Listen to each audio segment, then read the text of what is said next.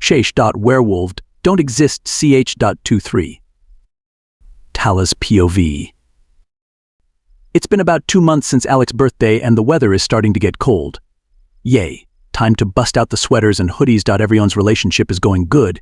Even Erica is learning how to cope with Dore's outrageous behavior. Alec and Bree's relationship is going better than I wanted it to go. You don't even want to know what I heard coming from his room, UWW. I don't think he has bit her yet though, thank God. Yuma and I haven't done anything that far yet, and to be honest, I always dreamed of waiting till I got married, and I really can't imagine Yuma pressuring me into anything I didn't want to do. Abel also still comes around, and I let him only for the sake of Adam, but I really don't like him. He screams threat, and I will not let him endanger anyone here. Plus he gives me this weird look all the time like he wants to rip my head off. I never did anything to the weirdo. Oh, and how could I forget?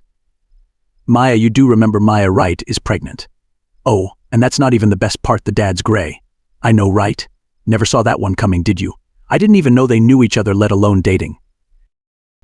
I sighed in relief as I finished sweeping the floor at the Red Cross after a long day of taking blood and helping Maya with her cravings and daily activities. All of a sudden I saw a paper airplane whiz past my head and land in the floor where I was just sweeping. I automatically glared at Dore. Can't you see I'm cleaning, unlike your lazy ass, I said, pissed. He shrugged. Nope, he said, popping the pea. If Brazen were here I would just get him on him, but no, he had to be with his girlfriend. I let out a low growl and I heard the back door open and out stepped Maya and her little baby bump showing. Now, children, she said, and I couldn't help but notice she was glowing. Please don't let him near the baby when it's born, I begged. She laughed and Dore just glared as he got up and picked up the paper airplane and threw it in the trash. You guys can leave, I'll lock up, Maya said with her constant smile. Are you sure? I asked, a bit worried. She looked at me pointedly. It's 3:00 in the evening on a Sunday, what's gonna happen? She laughed at me. I nodded reluctantly. See you guys, I said, putting a hand on her stomach and giving her a hug. It seemed to have become a habit since I found out she was pregnant. I waved as I walked out to see my new car. Yep, that's right, my new car. It's nothing too impressive, but it's a beautiful blue and it's a T-top, so I'm happy. Gray is one of the greatest men on earth for paying me as good as he does. You coming to the house, or are you going to your house to watch Mickey and Brazen feel each other up? I teased him. I saw a look of disgust in his face. Your house, please, he said, getting in the passenger's seat. I jumped in and we drove home in a comfortable silence. I parked in the driveway and we got out of the car and the door bust open to revel Connor in a pair of black denim shorts and a red shirt with a dinosaur on it. Sissy Tala, he screamed. I looked at him and realized just how much he had grown since her came here. Dore went ahead in as I caught Connor when he ran straight to me. Sissy Tala. That mean man's here, he said, and I knew that he meant Abel. Connor didn't like Abel very much either. Is he? Well, it's okay, I smiled at him, holding his small hand as we walked into the house. I heard a bark and looked to see Chaman happily waging his tail at me. I looked at him a bit sadly. He isn't my little puppy anymore. He had grown so much these last couple of months. All of a sudden I felt hands got over my eyes. Guess who? A velvety voice said. I stuck my finger to my mouth like I was thinking Cam Gigandet, I said. I heard Yuma snort close, he said, letting go. I turned to him and grabbed his shirt collar, bringing him closer. What I have is way better than Cam Gigandet, I said, giving him a kiss. EWWW2Es, I heard Connor yell and run off. I laughed and Yuma spoke. Come on, I have to show you something, he said, grabbing my hand. I raised an eyebrow at him. You wish, he laughed and dragged me into the kitchen. He retched me a letter. This came in the mail for you, he said as I looked it over to see a college emblem on the front. My eyes widened. You think? I said hopefully, he replied happily. I slowly opened the letter, fingers shaking. I slowly unfolded the letter, praying it wasn't a rejection letter. I read the first part aloud. Dear Tala丨, we are proud to inform you that you have been accepted into Q University. I reread it over and over until I felt arms go around my waist. Congrats, babe, Yuma whispered, lightly kissing my collarbone, causing shivers to go down my spine. I got in. I breathed out, disbelieving. I felt Yuma's hot breath in the crook of my neck. He nodded. I jumped and spun to face him. I got in. I yelled, then out of the excitement gave Yuma a full-blown kiss. You should get accepted into college more often, Yuma winked as I pulled away. I rolled my eyes. Alec, I screamed as loud as I could. A second later, Alec came running into the kitchen with a toothbrush sticking out of his mouth. What? Is something wrong? He spazzed. No, I got accepted into KU. Ha ha ha, I made a funny, I said. Alec's mouth dropped and the toothbrush fell out. Seriously? He asked. I held up the letter. Tala, this is great. CU is well known and close to here. Mom and Dad would be so proud, he said, hugging me. When do you start? He asked. Next fall semester. I grinned. Now you guys need to apply for college. I know we can afford Alec, and I know your parents will help pay for yours, I said, looking pointedly at Yuma. But they both said in unison. That's an order, I said, bringing out the authority. As Alec glared at me and Yuma rolled his eyes. I mean it, I told him. Okay, just don't kill me, he said. Ha ha ha, very funny, I said. I'm gonna go shower. I can still smell people's blood on me, I said, scrunching up my nose. Yuma grinned. Okay. Don't forget that letter, he said. Oh, believe me, I won't, I said, running upstairs. I jumped on my bed and read the letter 6 or 7 times. Then I heard my door open and close. I looked up and to my surprise I saw Abel. I smiled even though my insides were churned at the sight of him. What's up? I asked him. He grinned creepily. Just wanted to ask what all the noise was about, he said, moving a bit closer. Oh, I got accepted into Q University, I said. So where's Adam? I asked uncomfortably. With the rugrat in his room, he answered with resentment. What do you really want, Abel? I spat at him. For you to come with me, he said, lunging forward, and I immediately changed into my wolf form and knocked him back. He got up grinning and whipped some blood from his cheek. You're coming whether you like it or not, he said, spitting in my floor. I started to growl furiously. Then all of a sudden he was a large blonde and brown wolf. He growled and I lunged forward at him, clamping my teeth down on his side, letting the metallic taste of blood fill my mouth. He let out a yelp and shook me off, sending me crashing into my dresser. I jumped up but was quickly attacked. I felt a sharp pain in my neck and realized he had went for my neck and actually grabbed on. I started flailing and bucking, trying to get him off, but he hung on worse than a snapping turtle, and believe me, those things never let go. I could feel myself losing blood and consciousness quickly. Damn it. This sucks. Even after all the training Yuma gave me, I can't beat this guy. I faintly heard footsteps but felt the breath knocked out of me. Abel had kicked me in the chest while still being latched onto my neck. Everything was going black and my last coherent thought was, why am I always the damsel in distress? Werewolves don't exist. ch.24. Tala's POV. Oh God, major headache. I groaned and opened my eyes, taking in the room I was in. It looked like an extravagant bedroom. The walls were a rich red color and decked out with gold everywhere. I was impressed, even though I was in a rather unpleasant situation. I was about to get up but felt my arms jerk back. I turned my head to see shackles and chains attached to medieval-looking metal circles to the wall. What is it with people chaining me to walls? I tried to change form, but I felt a shock of pain run through my body. This must be the same dickhead that kidnapped me the first time and was in charge of keeping people with abilities locked up. Damn it. Damn. This is stupid. How come I'm always kidnapped? Better me than someone else, I guess. All of a sudden the door opened and a pale-skinned girl with large brown eyes and her brown hair tied back walked in. I bared my teeth, but all she did was smile. You're awake. Robbie will be glad, she said, and with that she walked back out the door. I looked at it confused. Robbie? Robbie? Robbie. That's the son of a bitch that killed my parents. So first he kills my parents, then he kidnaps me. Does he have some weird fixation with my family?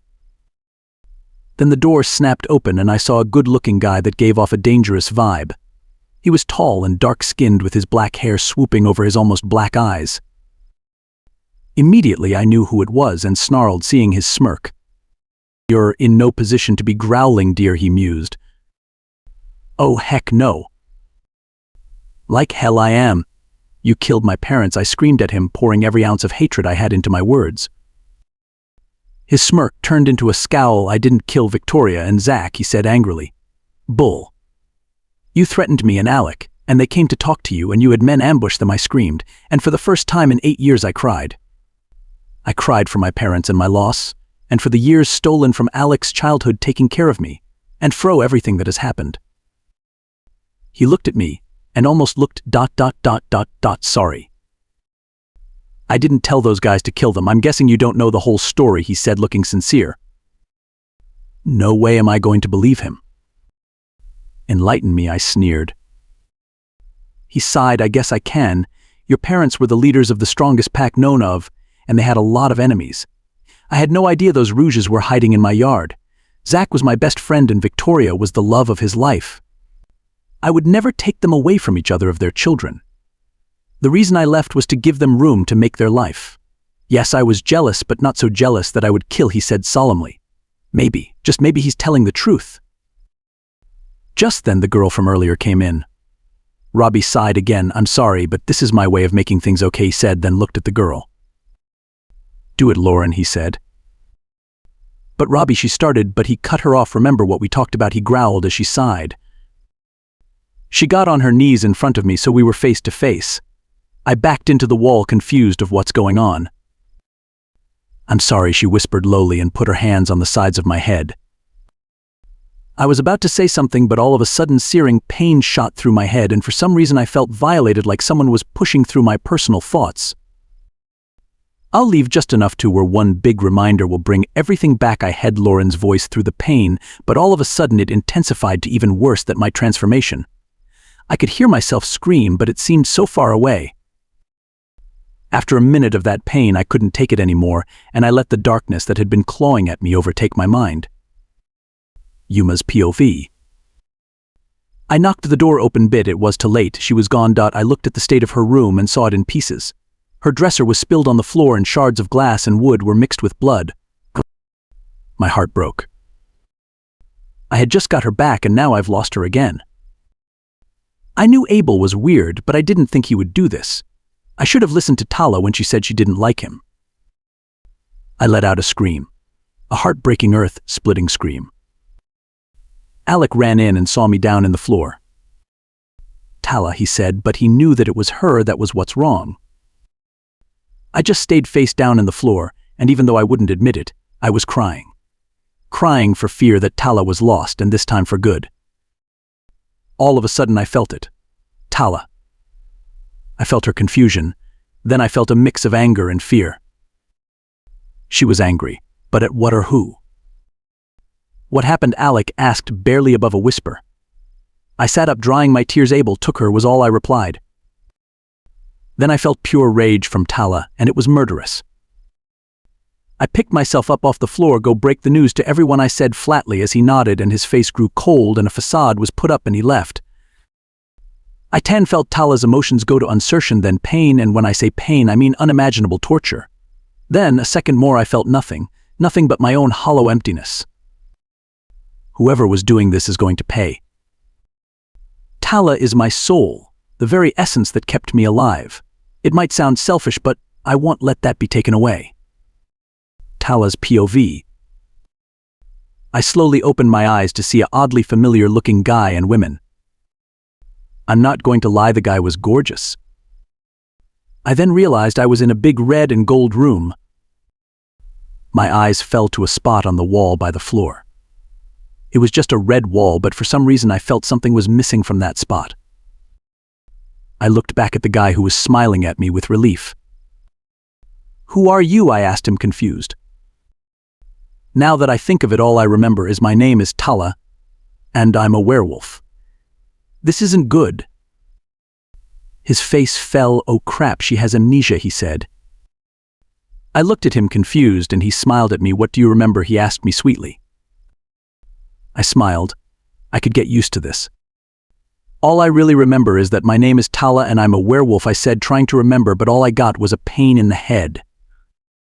He let out a breath. Thank God I don't have to explain that to you, he laughed. I looked to the girl. Who are you? I asked a tad bit shyly. She feigned hurt. Don't you remember your best friend since birth? She said. I shook my head. Sorry, but no, I replied, and she shrugged. Oh well, it was worth a shot. I'm Lauren, she said, grinning. That name sounded so familiar. I nodded and looked toward Mr. Good looking. So who are you? I asked, raising an eyebrow.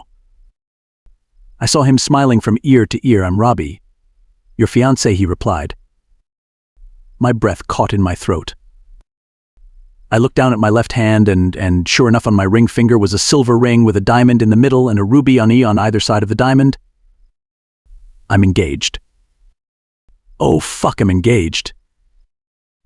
Werewolves don't exist, ch.25. Tala's POV. I looked at him wide-eyed. I'm getting married, I stammered out. Robbie grinned, sheepishly surprised. He said more like a question than statement. I couldn't help but grin a bit. What happened to me to make me forget this lovely arrangement? I asked sarcastically, keeping my spacing until I was alone. Lauren piped in. We were outside in the garden and you decided, against my warnings, to climb the biggest tree there, and a branch snapped and you came tumbling down. She grinned cheekily with a "I told you so" look. I nodded but rolled my eyes at her. How am I friends with her again? So when am I supposed to get married? I asked almost mockingly. To be honest, I don't want to get married. I think I'm in denial and it hasn't hit me yet. That's the thing, Robbie said, rubbing his arm nervously. I raised an eyebrow and he dramatically sighed. How about you take a shower and we talk about this over dinner, he said, showing me his pearly whites. He my save. I decided I will play along with this until I get my feelings straight. I have him a pouting look, okay, but it's cruel to put the love of your life through this, I said, seeming like I let my guard down. Oh, but believe me, I'm not. I stood up and he gracefully walked to me and bent, hugging me like it was the most normal thing in the world. It's actually pretty amusing, he mused. I pouted again. Cheer up, he said, and kissed me on my cheek, which made my whole face go red. He chuckled and walked out the huge red doors of what I assumed was my room. I looked at Lauren, who was leaning against my bedpost filing her nails, and raised an eyebrow. She rolled her eyes. Can you say snot-nosed brat? Your closet has all your clothes and the bathroom is right there, she said, bored, pointing to a red door with a gold coat hanger on it, and then to a red door with a gold family crest on it. Wow, it's a lot of red and gold ... Bye. Thanks, I said, giving her a tight-lipped smile. For some reason, other than that she's a totally B to the itch, I wanted to rip her face off. She just smiled snarkily and left the room. It's killing me that I can't remember anything. It's so frustrating because as nice as it is to have a seemingly loving fiancé, it all just seemed wrong to me. Throwing my worries aside, I opened the closet to see tons of designer clothes and dresses. Some were cool, but a lot were unappealing, which led me to think, did I act like Lauren? Oh, please God, no. I figured since it was dinner I need to look decently nice, so I began to rummage through the clothes, until my eyes fell upon a beautiful black vintage dress that had a choker kinda attached to it. Caught my eye. I grabbed the work of art and found some underwear, then ran into the shower, deciding to make it quick and that I can take a nice long shower later. I quickly letting the warm water run down my back and washing my hair and body. After drying off, I slipped on the dress, smoothing it down. I straightened my hair, letting my bangs hang in my blue eyes view, and made my makeup dramatic and slicked on some clear lip gloss over my pale pink lips. I stuck some rose earrings in and checked my closet for shoes.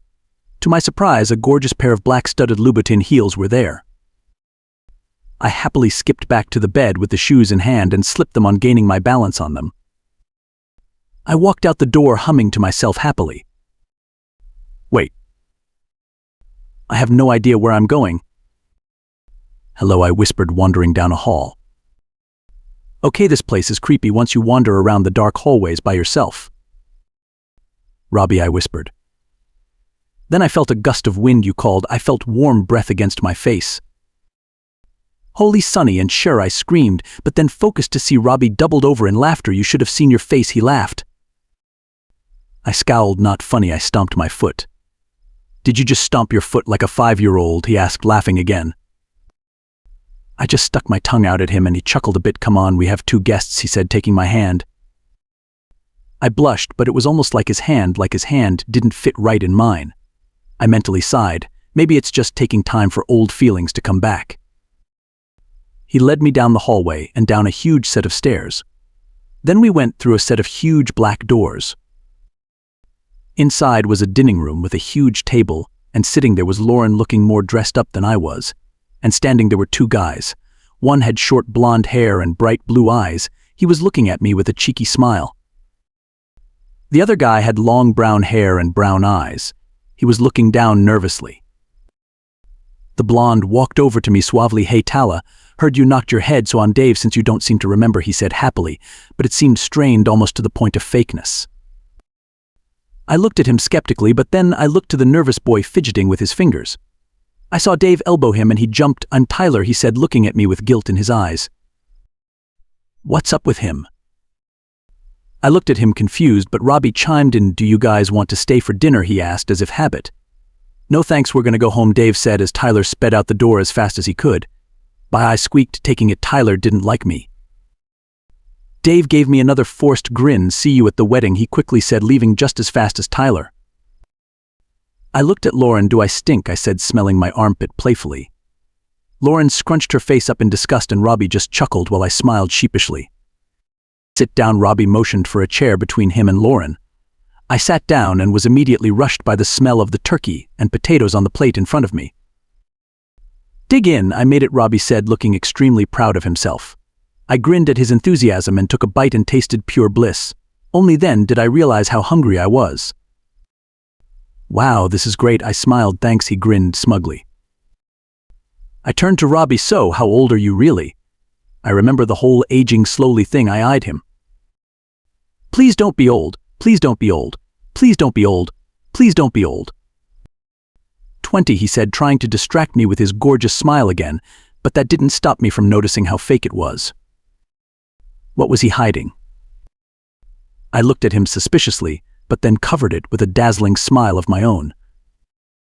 We ate in a comfortable silence until the anticipation was about to kill me. "Suwu," I dragged out as Lauren and Robbie both raised an eyebrow at me. I let out a frustrated groan. "Is anyone going to tell me when I'm going to be the infamous bushing bride?" I said, irritated. Lauren let out an amused snort and Robbie looked away. "1 week," he mumbled.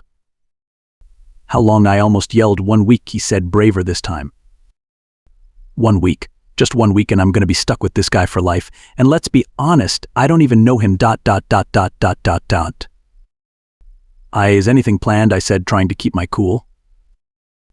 This was Lauren's forte, I guess, because she spoke with enthusiasm. "Not really, the place is picked, the colors are set, and flowers are picked also. We still get to do the fun part, dress shopping," she squealed. I took deep breaths. "Stay calm, Tala, just don't freak out." "Oh, and that's not the best part. We are going to have your bachelorette party the day after tomorrow," she said, her eyes lighting up, and I tried not to hyperventilate. What I whispered, "Yep, we are going to a club. It's just me and you. No fiancé, just good old girl time and me some boy time," she grinned, unaware of the turmoil going on in my head. Robbie looked about to protest, but Lauren gave him a "say something and I'll castrate you" look, and he sighed, looking defeated. I smiled a bit, but the horrible feeling that this was all wrong washed over me again, giving me a huge headache. Guys, this is a lot to take in. I think I'm gonna got to bed," I said, feeling dizzy. I stumbled up and Robbie quickly hugged me. "Just get rest," he said, and kissed my cheek for the second time.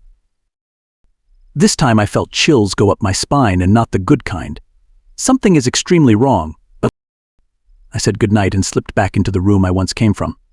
I kicked off the shoes and didn't even bother changing. I flopped down on the bed and let the sound of my heart beat in my ears lull me to sleep. Yuma's POV. This is the third day Tala has been missing, and everyone, especially me, has been a mess. But I know she's alive. It might sound crazy, but I've been getting flashed of what can on LT be explained as what Tala is seeing. Like the day she went missing, I saw a plate of food and felt like I was going to have an asthma attack ... and I don't have asthma. I knew it was her because I heard someone say her name. And yesterday I saw a red and gold room, but this time I heard her voice with my own ears whisper, "What am I missing?" I had sat and thought for hours and hours trying to debunk these visions, trying to figure out if she was free, why she hadn't come back yet. I've tried my damned hardest to figure out where she is or who she was with, but all I can hope now is that I see what she's seeing again. I was now sitting in the living room mournfully with Alex sadly listening to his iPod full of Blast and Shaman sitting beside me. He almost looked depressed. All of a sudden I heard Connor's clumsy feet run up to me. I looked up at him into his big brown eyes, and he had a pouting look. Sissy Tala doesn't remember us, he pouted. I looked at him, bewildered. What did you say? I said. Connor's frown deepened. Sissy Tala doesn't know us anymore, he said, looking on the brink of tears. My heart softened at the distraught little boy. I picked him up and comforted him. All of a sudden, everything went black for a second. Then I saw a brown-haired girl looking pretty slutty, to be honest. Ready, she squealed. Hardly I heard Tala's voice ring, and it gave me a bit of comfort. I heard her sigh, and then the vision snapped to the sign of a fluorescent-lit nightclub. It was calling seeing is believing. Suddenly I snapped back to reality to see Connor's head buried deep in my chest. Looks like we are going clubbing tonight. Werewolves don't exist. ch.26. Tala's POV. Do we have to go? I whined as Lauren gave me a superior look. Yes, I'm not missing a chance to hook up with someone just because you don't want to go. Now get ready, she huffed. Bitch, I muttered. I heard that. Good. I heard that too, she squeaked. I sighed. I had learnt that I hate Lauren. She was everything I despised, but being the nice person I am, I haven't said much about her. To her face at least. She wasn't going to let me out of going to this club. She even picked out my outfit. I looked at the slutty sequence dress that would surely show my rear end and most of my chest. I snorted a laugh. Screw that Barbie. I snooped around the closet, and deep within the bowels of the closet I found the perfect outfit that would piss Lauren off. I chuckled at my devious mind as I pulled on a black shirt with a penguin holding a heart on it and a pair of light-wash skinny jeans with holes going from the knees up, but it was appropriate, not slutty. I straightened my hair only to just pull it back in a high ponytail and let my fringe fall in my face. For makeup I did smoky eyes, some light blush, and some clear lip gloss. I smiled at my reflection as I put in a Forever the Sickest Kid's rubber bracelet. I liked the way I looked. It was almost badass. Now that's the kind of guy I wouldn't mind attracting, a guy with this style. I sighed. Better not think like that I'm getting married to my total opposite. I mentally rolled my eyes. After I sulped on some fancy strappy black heels, I heard a knock on the door. Are you ready? An arrogant huff came from the other side and the door swung open. Did I mention I hate her? Yes, I groaned, and I watched as her features twist in disgust and anger. Why didn't you wear what I picked out from you? Oh well, we don't have time to fix you. Let's go, she said without missing a beat. I rolled my eyes and muttered some profanities in her direction as we went down the hallway and outside to a limo. We sat complete opposite of each other, and it was then I noticed he'd dress. It was so provocative it would make a hooker scoff in disgust. How the hell are we friends again? I just daydreamed until I felt the limo halted in front of a lit-up nightclub. Lauren jumped out as fast as she could, but I took my time and thanked the driver kindly before getting out. Ready? She asked, giddy, as a funny melancholy feeling spread through my body. Hardly, I said, rolling my eyes and looked to the large neon sign that said in big bold flashing lights, seeing is believing. Interesting name. Stop whining. Let's go, she squealed and grabbed my upper arm, dragging me with her. I'm sure somewhere deep, and I mean deep down inside she's a good person, but right now I want to rip her face off for just touching me. Maybe my wolf's just cranky? I snapped out of my thoughts to notice some ear-pounding trance music and saw sweaty bodies swaying to the hypnotic beats. Lauren let out a happy shrike and ran off, leaving me confused and on my own. What the heck am I supposed to do? I don't know anyone, and I sure as hell am not dancing and end up getting gang raped on that dance floor. I squeezed, though, the tightly packed bodies and found a part of the club right in front of the bar that was clear. I breathed a sigh of relief and ran for an empty bar stool and scrambled on it, hoping that soon Lauren would get bored and we could leave. I watched as the flashing blue, green, and red strobe lights flashed, putting the dancers in a hypnotized state. Want anything? It's on the house, a voice said. I swung around to see a man with brown hair and honey-colored eyes. I recognized his scent as a werewolf. He was flashing his cannibalistic teeth in a smile. I smiled nervously. Do you have just a bottle of water? I asked cautiously, but he still smiled. Sure thing. "Love," he said, and took off toward what I assumed to be cooler. I let out a breath I didn't even know I was holding. I then saw a water bottle in front of me. Thanks, I grinned in appreciation. Anytime he replied, then went to serve another customer. Then a smell that made my stomach do a flip-flop hit me. It was the deliciously familiar smell of rain with a hint of wolf. I felt a pound in my head, but ignored it, taking a gulp of my water, almost as if I was trying to swallow the urge to find this person. Tala, a husky voice that made heart pang, whispered. I turned around swiftly to meet a pair of gorgeous chocolate brown eyes and tousled black hair that you wanted to run your fingers through. Snap out of it, Tala. How do you know my name? I asked, my headache intensifying, but I still pushed it away, something telling me that thins might be worth the pain. He looked a bit disappointed, and for some reason I wanted to comfort him. Then he looked like he had an idea, and his face snapped to confusion. You don't remember me? He asked. I flushed for 2 reasons. 1, how hot he was, and 2, how I was probably supposed to know him. Sorry, I fell out of a tree, and now have amnesia, I said, feeling the heating in my cheeks, an odd attraction to this guy I don't even know. Hormones, maybe? The guy's eyebrows knitting together in frustration, like he was thinking. Then he put of a fake grin. Well, I'm Yuma, he said, looking almost in pain. I hissed as a huge pain dropped in my head.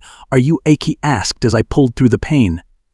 Yeah, I said, slightly laughing. He sat down in the stool beside me. I just wanted to run my fingers through his hair. Wait, no bad, Tala, you're going to get married soon. I frowned as I sipped my water. So are you friends with Robbie? I asked, who he said, seeming as if I had snapped him from a daydream. Robbie Pravda, my fiancé asked in a duh tone. He looked taken aback and angry, but he quickly went back to calm again. Oh no, you and I went to school together, he said, his eyes still holding anger, but for some reason I could tell he was lying to me. But it also felt like I knew him. Oh, sorry, I said, shivering. For some reason I was freezing in this hot and sweaty club. He slipped off his black veil bride's zip-up hottie and draped it over my shoulders. Thanks, I said, shyly slipping it on. He just grinned a heart-melting grin at me. Oh, do you have a wedding invite? I asked him as the anger came back in his eyes. No, he said calmly. Do you have a pen? Then I asked him. He grinned. It just so happens you got lucky, he said, pulling out a pen that made me double over in laughter. Why do you have a Disney princess pen? I asked him between laughs. He huffed. Maybe I just like princesses, he said, pouting. His pouting face sent a bitter-sweet feeling through my body. I let out one more giggle and grabbed a napkin, writing the place, date, and time of the wedding. Here, just give it to the bodyguards at the door and tell them I invited you and whoever else you bring with you, I smiled. Yesterday Robbie insisted we have some type of people guarding the place. Don't ask me why.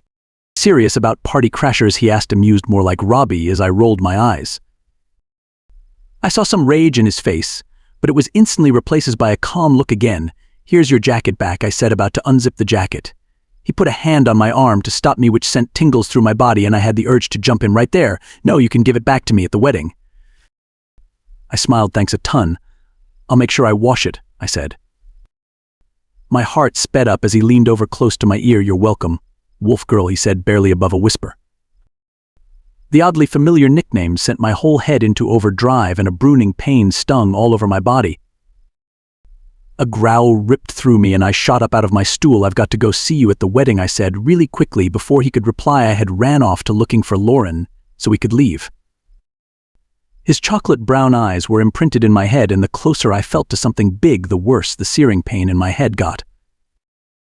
I finally spotted Lauren, but her face was attached to some guys.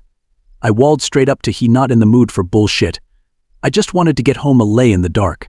She seemed to notice my presence and stopped acting like a leech. What do you want? She glared. I want to go home. Now, I said, gritting my teeth from another wave of pain in my head. She looked at the boy and gave me another icy glare, pulling out a cell phone and texting someone. You can go, the limo's waiting outside for you, she said as they started sucking face again. I growled and stomped out of the place.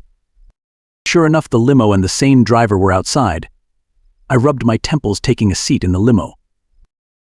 The driver gave me a look of concern, but hit the gas and went down the road that would take me to my so-called home. Yuma's scent was all around me thanks to his jacket. It was comforting in a way but made me think about how familiar he was and, in turn, made my head hurt worse. I groaned as the limo halted in front of the unwelcoming home. I just ignored the gnawing feeling telling me to think more about Yuma, because the less I thought about him, the clearer my head got. I mumbled a thanks to the driver and trudged into the overglorified house and slung off my shoes. As I walked into the living room area, I saw Robbie sitting on the couch reading. "How was your night?" he asked without even looking up. "Do you even have to ask?" "I'm going to bed," I said miserably as the dull throb in my head continued. He laughed a bit. "Get a good night's rest. You have to go dress shopping tomorrow," he said, amused. My head thumped again. I groaned and ran upstairs, taking the jacket off. My head still felt numb with pain as I slipped off my clothes and changed into some shorts and a tank top to sleep in. I took the jacket and decided to clean out the pockets before I washed it, just in case something valuable was in there. In the right pocket, I felt something and pulled it out. I saw an iPod with a blue case and a folded-up paper. It seemed familiar. The dull pain had now turned into a sharp throb as I unfolded the paper with shaking fingers and slowly read it. "My dearest Tala, please, I know this is strange, but look through that iPod. The passcode is 4134. Please remember, because I love you more than words can describe. With all my love, passion, and Yuma." My head pounded like someone was beating me with a baseball bat. What the hell was he talking about? But against my better judgment, I did as the letter asked. I typed in the password and decided to look through the music. I scrolled through a couple that caught my eye. "Country Boy Aaron Lewis. I Will Follow You Into the Dark Death Cab for Cutie. Just to Get High Nickelback. Superman Joe Brooks. The Big Bang Rock Mafia." But as I went through them all, one in particular caught my eye. "Not an Angel City Sleeps." Finally, the pain in my head got to be too much to bear. I dropped the iPod on the plush carpet and squeezed my eyes shut. What is with this headache? I'll just wash the jacket tomorrow. With each step I took toward the light switch, a pulse of pain thumped in my brain. I turned off the light and rushed into my bed, but something was nagging at me. That damned song. I groaned and grabbed the iPod off the floor, stuffing the earbuds in my ears. I hissed as the slight light of the iPod made my head pain come right back. I quickly turned the song on and switched the light off. "I will be waiting right here. Only to roam." I was about to scream. The pain has intensified to all over my body. I sat up and gasped at the pain, but something told me not to take the headphones out of my ears. My candle shines at night through the dawn. The song went to the chorus, and a flash of something went through my eyes. Yuma and I sitting in a little Italian restaurant, and this same song playing in the background.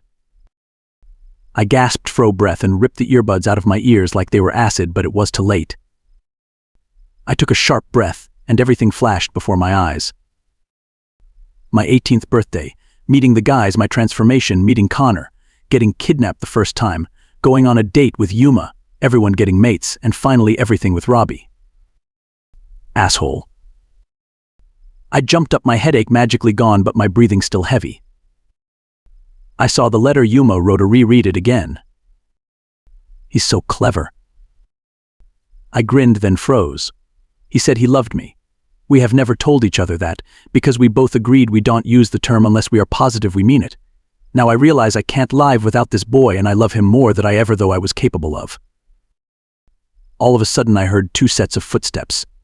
If it's Robbie, I swear I'll kill him right here and now. I heard a knock on the door and froze. "Come in," I said, hiding the iPod and letter in a drawer and jumping in bed. The door slowly opened to reveal David and Tyler. I looked at them astonished. Did they really have to come at this moment? Hi guys, I said as David flipped on the lights. Tyler still looked down nervously. They didn't know, did they? David raised an eyebrow. "What are you?" "Gee, I was cut off by David. You're back to normal," he said, grinning and looking relieved, and Tyler's head snapped up in surprise. I glared at him. "How do you know?" I growled. He kept grinning. "You don't have that vacant look in your eyes," he said. I grinned in a sinister way. You guys know now I have to do something about you knowing, right? I said as my wolf howled at the thought of being let out. Tyler's hands flew up in defense. Whoa, we though it was wrong of Robbie, but he could beat us down in a second, he said. I raised an eyebrow suspiciously. So you aren't going to say anything to Robbie, I said coldly. Exactly, David grinned. Happy much? I smiled. I could use these guys to my advantage. Then you can help me, I asked sweetly. The smiled at each other. They said in unison. I smiled so evil that Cruella de Vil would be scared. Okay, I'll play along with Robbie's game. I'll be the cute, obedient bride. But when the wedding day rolls around, we're playing this game by my rules. Werewolves don't exist. ch.27. Tala's POV. I gasped as the corset top of my silky red wedding dress was pulled tight. I'm skinny enough. You don't have to suffocate me, I growled at the small women scurrying around fixing my dress. Today was my supposed wedding day, and I was doing my best to be a bridezilla, but it was turning out I was just being a bitch. My wedding dress was red for God's sake, but it is quite pretty. I'm an easygoing person and I feel a little guilty for yelling at everyone, but I wanted to give Robbie as much hell as possible.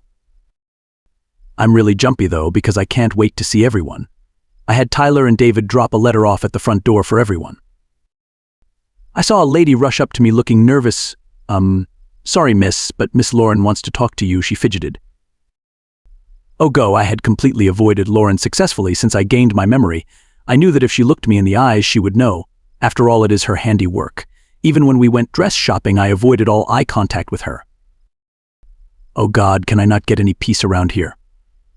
Bring her in, I faked anger, closing my eyes and rubbing my temples like I had a headache. Robbie told me to come check and make sure you didn't get cold feet. I see you haven't, unfortunately, she said, and I could hear the smugness in her voice. What is wrong with her? Does she have a thing for Robbie? She seemed perfectly nice when my memories were being sucked out of my head.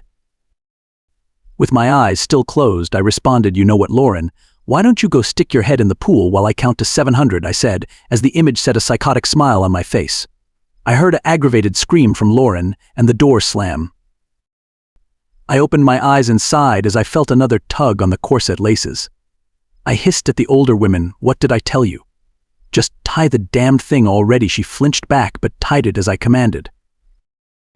Next is hair and makeup. I stepped off the pedestal type thing, holding the dress up so it wouldn't drag the ground. I was expecting everyone any minute now. I told them in the letter to show up early. My wolf was itching to be near Yuma. Damn straight homie. Ha ha ha, remind me to never say that out loud. Hey, Tala? Yeah? Never say that out loud. Smartass _ I was pulled out of my secret conversation by a knock at the door. Who is it? I yelled but dropped the act when David and Tyler walked in wearing tuxes. They were Robbie's best men. How's the bitch act going? David smirked, amused, as I flopped into a chair sighing. Over the last couple of days I had grown fond of these guys. They were definitely friends. Exhausting. I'm not a bitch every day, you know, I replied, grinning. I heard Tyler scoff. Could have fooled me, he mumbled. I glared at him. Watch it, pretty boy, I warned as he grinned playfully. So what's up, pudding cups? I asked, sinking into the chair more comfortably. Oh yeah, the Gords wanted to talk to you. I think Loverboy's here, he said, wiggling his eyebrow. I jumped up like a kid getting told they were going to Disneyland. Tyler laughed. Go on. We'll tell the hairdresser you went to the bathroom, he said. I hugged them both. I love you guys, I squealed as I ran down the steps and out to the outside foyer entrance, only to see the guards hassling Yuma and the others. My breath caught in my throat at seeing my family of misplaced people. I came closer and Yuma's head snapped my way and the look of love in his eyes was all you could see. Sissy Tala, I heard Connor scream. I looked and saw the guards look my way as Connor ran to me, and I bent down and grabbed him, picking him up and twirling him. I missed you, he mumbled into my neck. I missed you too, I said, letting a tear escape my eye. I walked up to the guards after whipping the stray tear, and he raised up the napkin I had written for Yuma. Did you write this? He asked. I nodded. Yep, let them in, I said as I saw the guards glare at Yuma, and I raised an eyebrow at Yuma. He just walked through the gate with a smirk. After I lead everyone through and out of earshot of the guards, I turned to them. I sat Connor down and told him to go over to the others, and he did as told. I would hug you guys, but I really need to act like I don't know you, so just run around until the ceremony, I said, smiling as I saw Bo fidget, knowing he wanted to tackle me into a hug. But Yuma, I need to talk to you, I said as he smiled and everyone scattered, giving me longing looks. Come on, I told him, ask everyone was gone. I made sure to keep my distance, which I could tell was frustrating him extremely. I led him into the house and up the stairs. We crept into the study. I had learnt that no one ever comes in here. I grinned and locked the door. Finally we can but before I could finish, my body was pushed up against the wall with Yuma's arms of either side. He was looking at me in the eyes, and I somehow forgot what I was going to say, and my mouth went dry. All of a sudden his lips touched mine, soft and sweet, but then I leaned into it and it turned fierce and needy. I ran my fingers through his hair and our bodies had melted together against the wall. He then began to lay kisses on my neck. Yuma, I moaned, about to tell him we had to stop before someone heard us, no matter how good it felt. You know you look beautiful in a wedding dress, he said huskily in between kisses. Wait your turn, I tried to tease, but it came out in gasps. I could feel his smirk against my neck. He lifted his head up to look me in the eyes again. God, I love him so much. Yuma, I began, but then there was a loud bang on the door. Tala, hurry, I think the hairdresser is going to stab David with scissors, Tyler yelled in amused panic. I sighed and straightened myself as Yuma backed up off me. But I hadn't even realized my dress slowly slipping down. I blushed a bit and fixed it, causing Yuma's smirk to grow bigger. Jerk. I smoothed down my hair and opened the door and saw a grinning Tyler, but when he saw Yuma he looked confused. He grinned. So that's lover boy, he commented. Yuma began to growl and I turned to him quickly. Calm down, him and David were the ones that dropped the letter off for me, I said soothingly. Yuma untensed. Tyler, take Yuma down to the ceremony. If anyone asks, he's your friend. I'll go save David, I said as Tyler nodded. I winked at Yuma before walking down the hall to the room all the noise was coming from. I swear I'm going to cut your ear off, I heard a girly man's voice scream. You can't, I'm a ninja, I heard David scream back as I opened the door to see David jumping up and down like a maniac. They both stopped upon hearing me. I giggled at David's lopsided grin. The princess has arrived, David yelled, running out the room as fast as he could. I glared at the spot he once stood. About time, the middle-aged man wearing Aeropostale clothing said, and I turned my glare to him. He flinched back and I sat in the chair things were set up around. What are you thinking, he asked. I don't know, something extravagant, I said, trying to make it extremely hard for him. He sighed and I smiled evilly. Okay, this is getting fun. After about 3 hours of slinging insults and making people redo everything, I was finally ready, and I must admit, I've always dreamed of my wedding day, just not like this. I walked down to the outside foyer, but staying out of sight. I smiled at seeing Bo causing a muck by going up to people and ringing a bell that every person gets in their ear. I contained a giggle as he walked up to a random woman. Guess what he asked? What she asked cautiously. He then rung the bell right in her ear and ran back to his seat innocently as the women stared in shock. Leave it up to Bo to get in trouble. Empty brother Yuma, Ryan, and DeRay sat emotionlessly stoic as the girls, Brazen and Adam, were talking as usual, and Connor played with a toy brought to keep him entertained. I had no idea who anyone else was, which I guess it was better that way. I saw that everyone was in place, ready, I heard as I looked up to see David, who was going to lead me down the aisle, smirking, as ready as I'll ever be, I said, being cheesy. This was my day, all right, and it's going to go the way I want it to. Werewolves don't exist. ch.28end. Tala's POV. Grinning at David, I heard the cheesy wedding music start to play and saw Lauren and Tyler walk out together. A look of complete disgust and distress of Tyler's face and a look of satisfaction on Lauren's, probably because she had a good-looking guy like Tyler at her side for the moment. I giggled a bit, and Tyler's head spun around for a brief second to glare at me, making me laugh a bit more. After a second more, it was my turn and I intertwined my arm with David's. I took a deep breath. Here we go. It's all or nothing. I stepped into the aisle and got tons of fake smiles as I adorned my own that was fake. That was until I saw Connor on Adam's lap. Connor's eyes were glittering and a huge grin spread across his face, which in turn my grin turned real. My eyes that drifted to Bo and Anne sitting beside each other holding hands, probably dreaming about their own wedding, and same for all the couples, even my brother and Bree. When my eyes landed on Yuma, who was staring at me with a huge mix of emotions, the most prominent ones being longing and a hint of anger. I wanted to give him a sign to tell him that everything is okay, but I knew that would make everyone suspicious, so I begrudgingly turned to look straight and right at Robbie. I must admit he was good-looking, nowhere near Yuma, but still good-looking. He was grinning fakely, and I suddenly felt a bit bad. What if he's really doing this to make up for what everyone thought he'd done to my parents? Was he really willing to be miserable for the rest of his life because of something he supposedly didn't do?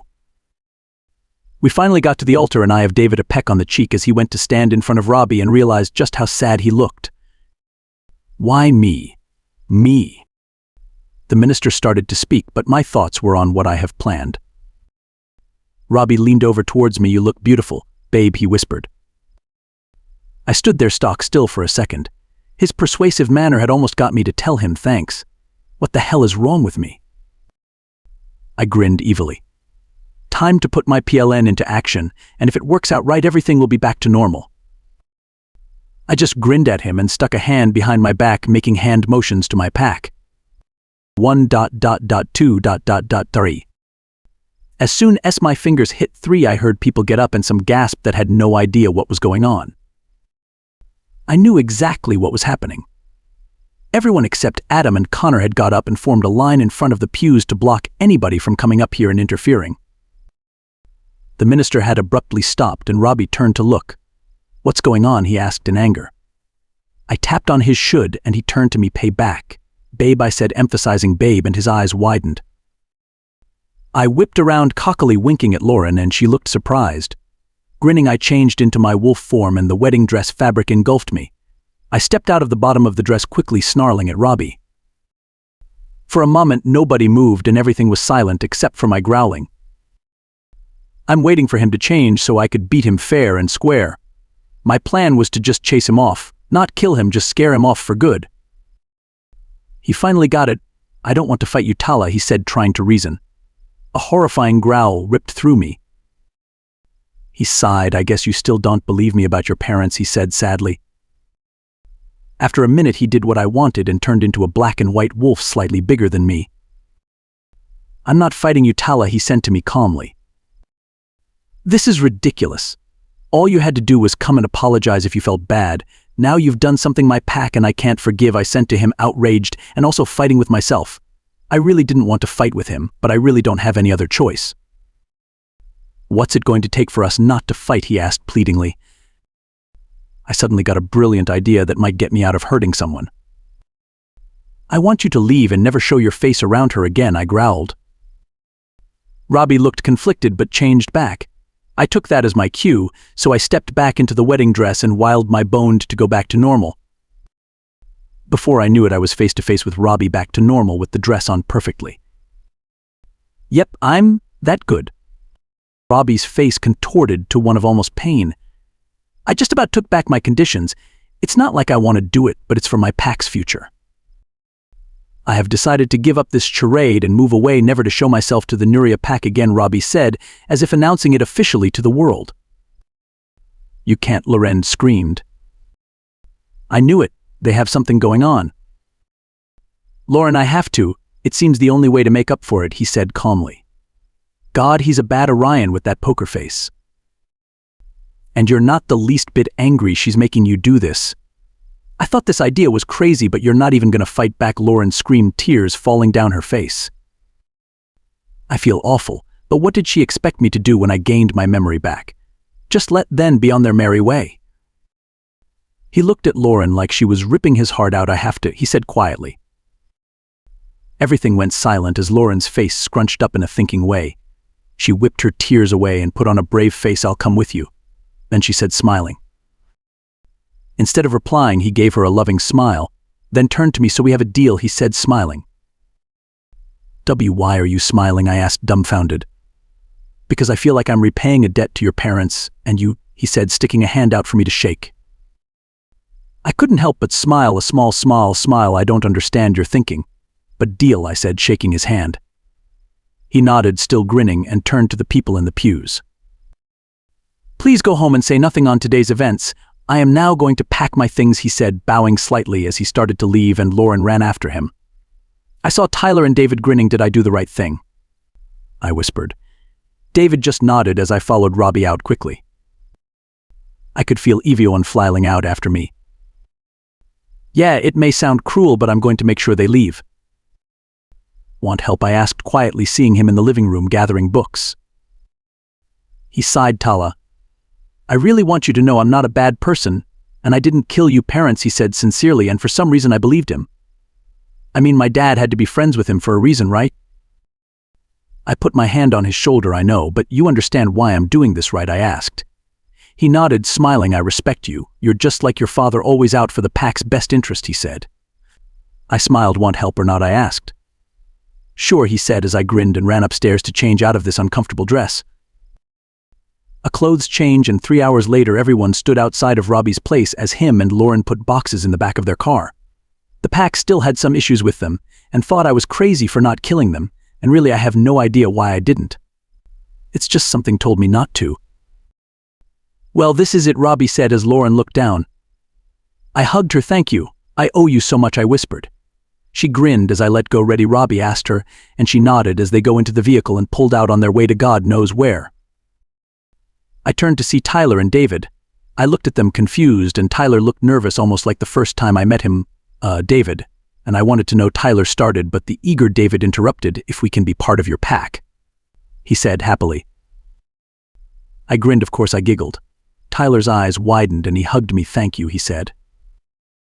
"Back off, it's my turn to hug my sister," I heard Alex's voice as Tyler stepped away, and I was engulfed in his big strong arms and chocolate accent. "I missed you, Talabug," he said. "I've missed you too, bro," I said, on the verge of tears. This went on with everyone, and last but not least I came to Yuma. "Don't ever make me watch you go down the aisle again, unless I'm at the altar," he said, pulling me into a hug. I took in his scent and the safe feeling it gave me to be with him. I leaned in and kissed him long and passionately. "My eyes, they burn," I heard Bo scream playfully. I smiled and broke from Yuma for a second. "We are going to go wait by the cars," Alex said in a disturbed sort of way. I nodded, and Yuma crashed his lips into mine again. I pulled away and he looked confused. "I have to tell you something," I said, fighting the urge to kiss him again. "I love you, Yuma, so much," I said, waiting for his reaction. He grinned so wide I thought his face was going to split in half. "Really?" he whispered breathlessly. I nodded, and he kissed me with so much love I thought my legs were going to give out. "I love you too, Tala Nuria, more than you'll ever know," he said when we broke apart. "We'll see," I winked, taking his hand and walking towards the others. At that moment I knew that whatever happens, this pack and this man will be there, and that's all I'll ever need.